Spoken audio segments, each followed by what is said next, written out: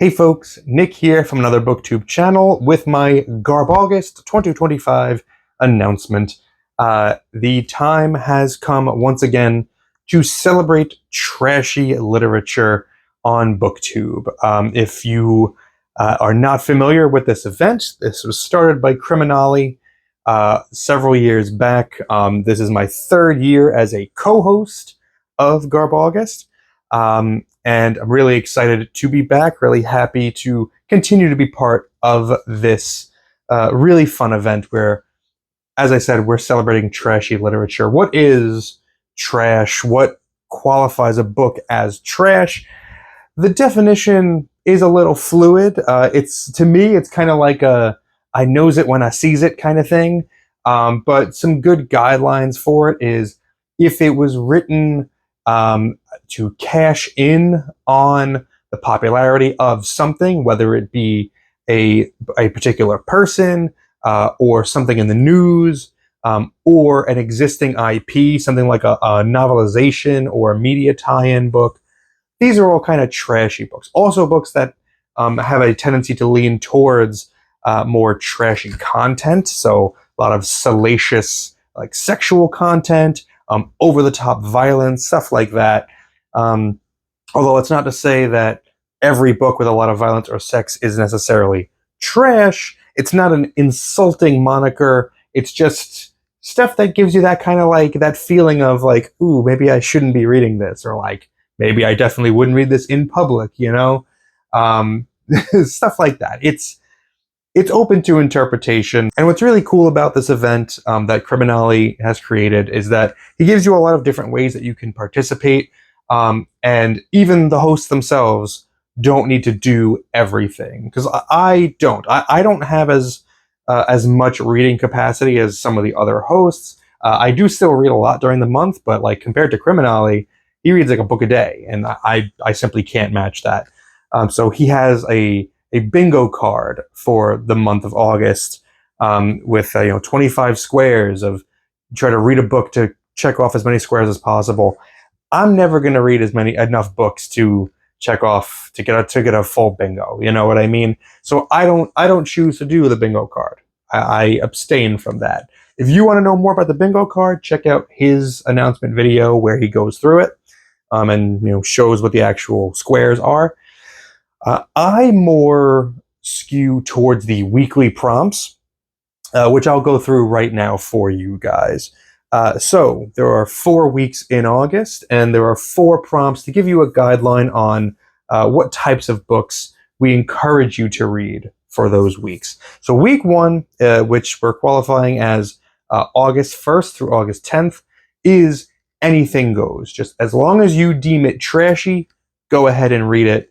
No specific guideline there. It needs to be trash just to get the ball rolling, get those fluids pumping.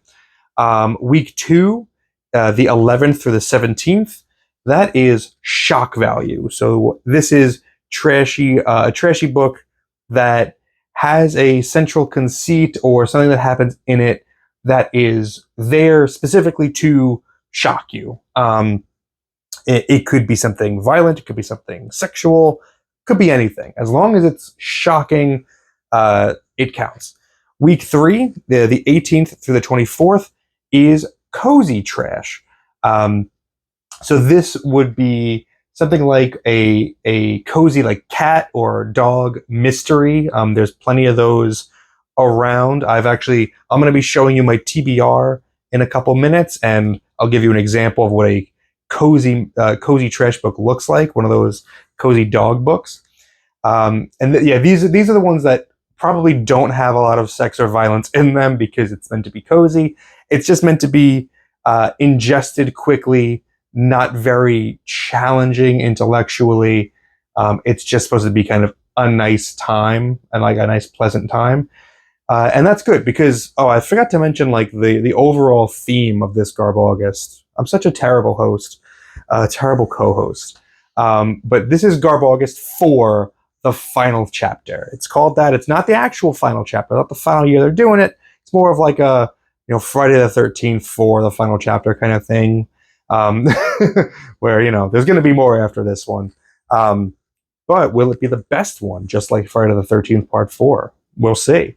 And the overall theme of this month is don't panic, read trash, because the world is very frightening right now. There's a lot going on. A lot of it in my country that is very scary. So we are using this time to embrace trashy literature, to remind ourselves why we enjoy reading and what life is really all about. And I know I could definitely use that break. So cozy trash is right up my alley right now.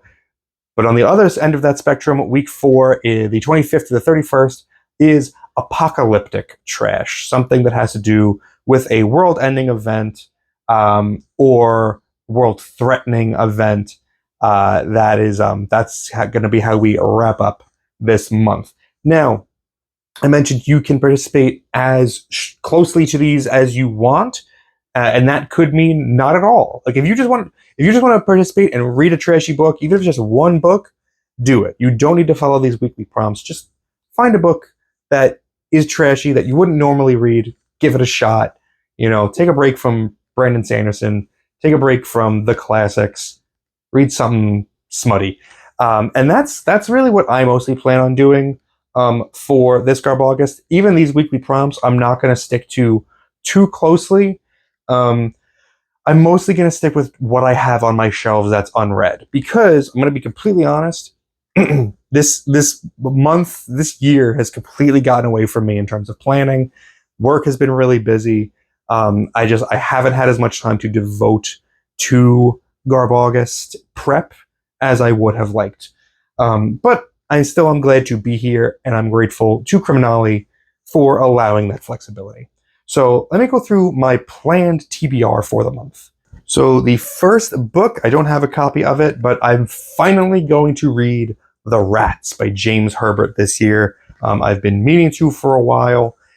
It is what I think of as like the quintessential animal horror book. It's really famous, really well known, and I think it was one of the first that kind of started the trend, although I could be completely wrong about that.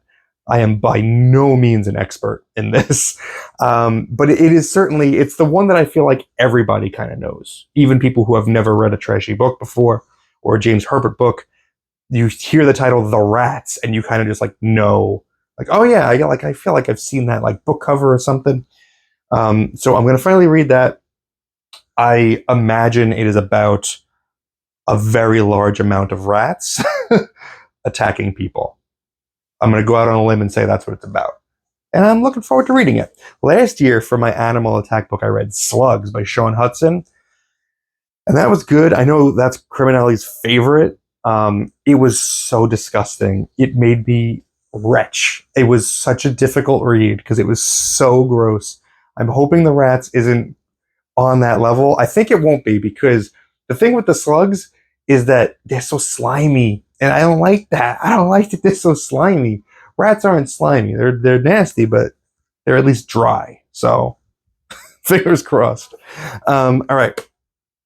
First trashy book, second trashy book I plan on reading or hoping to read is The Babysitter by Andrew Coburn. This I picked up at a yard sale recently with a bunch of other trashy looking books. This one I have not yet read. The description on the back says, Paula Ahern, the Wright's lovely and trusted babysitter, is dead. Upstairs, the dark bedroom where a child once slept is empty. No ransom note, no clues, and the biggest mystery is the babysitter herself. Now, in defiance of the police and the FBI, the child's frantic parents have begun their own dangerous search through derelict factory towns and Boston's seamy North End. Only after death has struck again will they learn the fate of their baby and the truth about the babysitter. Sounds like it's really trashy and a lot of fun. This could potentially fit the shock value prompt. I mean, anytime you have a child in danger, you have the potential for something shocking to happen. So this sounds cool. Kind of sounds like, it reminds me of Mine by Robert McCammon, which is an excellent book about, it's another one that's about a baby being kidnapped and the parents taking it into their own hands. Like in that case, not a single mother, but just a mom doing it on her own. So hopefully this is as entertaining as that. It certainly sounds like it.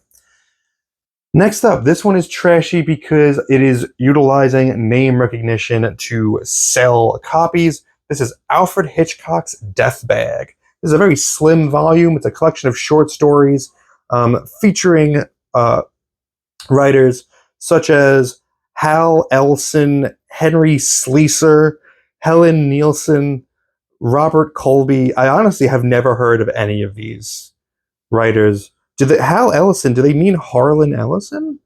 Was this too early for him? I don't know. I don't know what this is going to be like, but I imagine a bunch of short stories that are suspenseful, thrillers, mysteries, things like that, and obviously using Hitchcock to sell it. Love the cover. Love that Hitchcock's head is like this canvas, like sticking thing for just a bunch of swords to go through with a noose tied to the top. Wonderful. Great painted cover. Looks like a lot of fun. Next up, another slim one. I don't remember where I got this one. I think I got it at a used bookstore because the cover really got me. This is Captive by the Gordons, whoever they are. And this one has a description. He was a compulsive killer, and he had never had a girl he didn't first beat into a pulp. She was his unwilling plaything, his hostage, and his shield. They were the manhunters, the relentless trackers of kidnappers, the FBI. Captive, another of the Gordons' famous stories about the FBI and its procedure, authentic, gripping novels filled with excitement and suspense. So yeah, that sounds pretty trashy. It's got a really trashy cover. Seems cool. Another creature feature. This is The Lake by R. Carl Largent, which too many R's in a row, R's and L's. As a kid, I struggled with the RL sound. I still kind of do. So R. Carl Largent is a nightmare name for me. But this one, big monster in a lake. The official description is to save the environment, it had to be controlled. To save the people, it had to be stopped. To save the town, it had to be destroyed. From out of the depths rose a horror born of a technological disaster, a terrifying force that defied the laws of nature and threatened mankind with a new kind of death. A new kind of death. I mean, death is pretty uniform, but a new way of dying, perhaps. Being eaten by a specific, unique lake monster.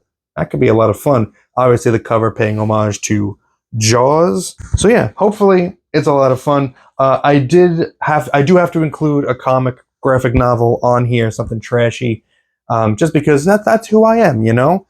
And for that, I have Batman 3D by John Byrne.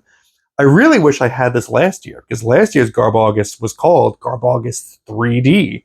But unfortunately, I didn't get this until after that happened.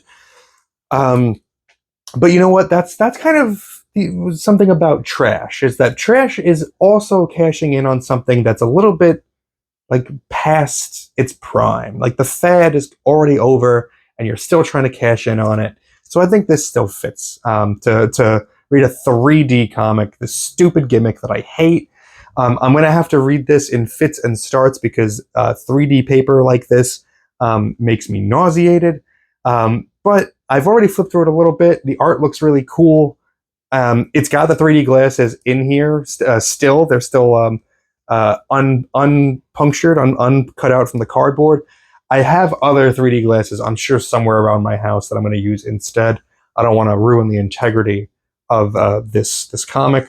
But what's really, what bums me out is at the back of this, there are pinups from awesome artists. There are Batman pinups from like Mike Mignola, Jose Luis Garcia Lopez. I think Dave Gibbons is in there, but they're all in 3D. And like, I just want the 2D print. I just want to see it in 2D. The 3D is so ugly. I hate it. But whatever. I'll read that and let you know how it is. And then finally, here's an example of a cozy trash book. This is Game of Dog Bones by Lorian Berenson. This is a Melanie Travis canine mystery. Look at that cover, man. That dog is cute.